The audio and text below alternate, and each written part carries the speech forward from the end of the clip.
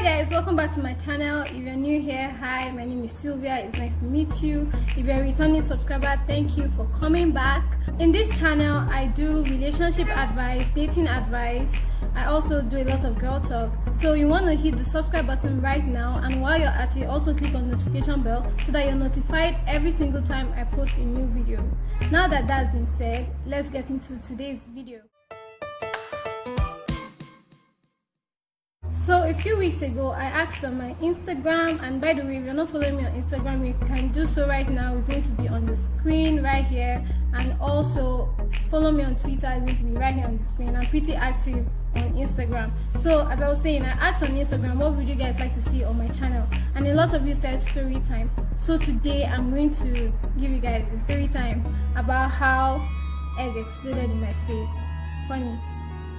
So this is not your normal story time. This is definitely strange.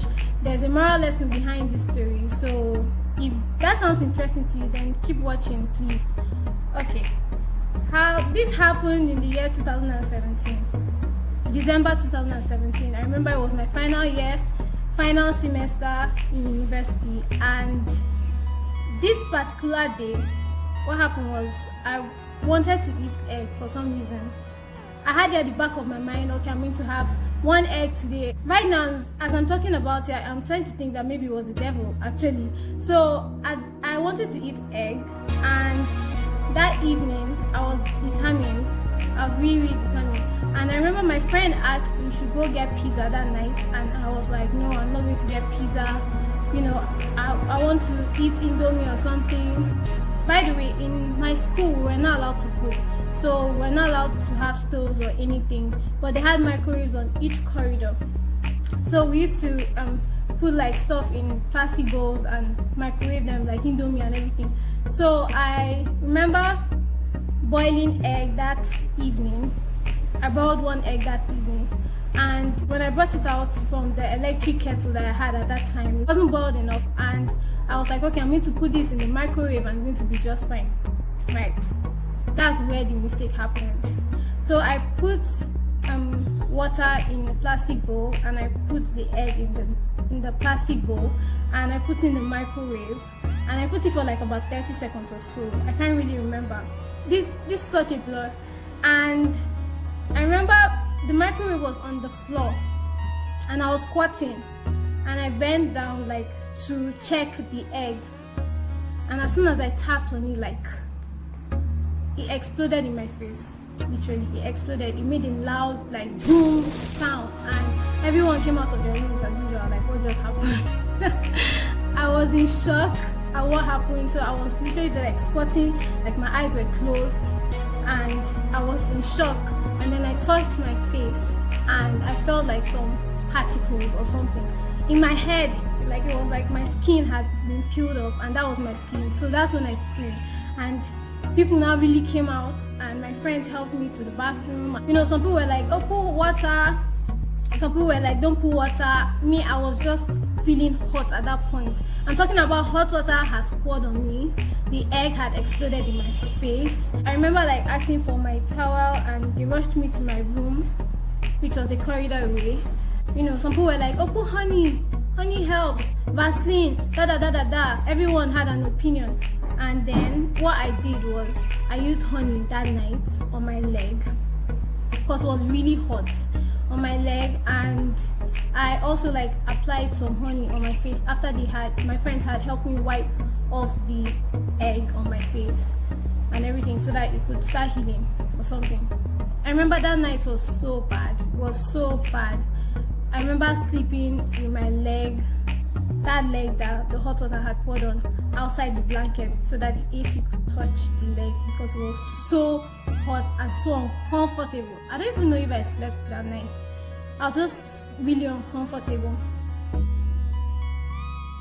The next day, I went to the hospital that was near school, and you know, Nigeria, you have to pay everything. You have to pay. I had to register, I had to pay for everything.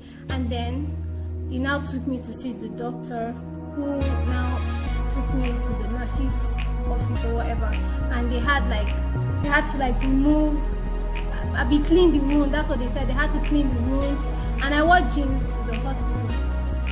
So after I had experienced the pain of cleaning the wound on my face, I was not ready to experience that pain again on my leg. So I didn't tell them I had any injuries on my leg. Just cleaned the face and I was like, I'm done. By the time they were done cleaning the face, my face looked like a bad makeup had, like, it just looked bad. This side was white, this side was white, the upper part of my lips were white.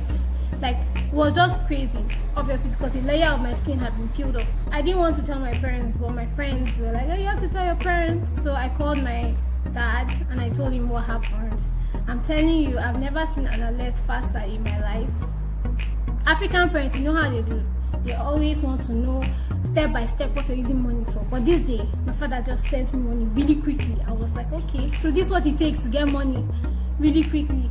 Then, that's by the way. The next day, I went to my cousin's house because I was not going to stay in school for that period of time. Because if I stayed in school, I was going to be depressed because I was going to be in my room. I wasn't going to go for classes with a face that looked like I had like a bad cosmetic surgery. So I went to my cousin's place, and remember I was putting honey every day. Every day I was obsessed with my face. I would watch a lot of YouTube videos about burns. At this point, I became an expert in burns. So I watched a lot of videos. I was trying to figure out if it was a first degree burn, second degree burn. That's what I was trying to figure out. I was trying to figure out if I'll ever get my skin back. And before this happened, I was one of those people that would not step out without wearing foundation, like at least on the on my eye bag, to hide my eye bags. When this happened, I was just like, what were you hiding? Like, you had a good skin. Now you're actually going to have a bad skin. So I just said in my head, like, if I ever heal from this, I'm going to really like appreciate my skin. Like, I'm really going to appreciate it, because I know like some people did not even have the skin I had before and they were really proud of it. So what was I hiding? Now I actually have a bad skin. So I was putting honey, as I was saying. I was applying this cream, I can't really remember the name, that the doctor prescribed. I had lots of video calls during that time, a lot of friends calling in, a lot of people with opinions on what to do and what not to do. And after a week, I got a call from my friend that we're having company law tests next week. It was a Monday, next week Monday. And I'm just like, my face still looks like a mess. Like, this has to be the devil. It has to be the devil, because company law was like the hardest course for me in uni.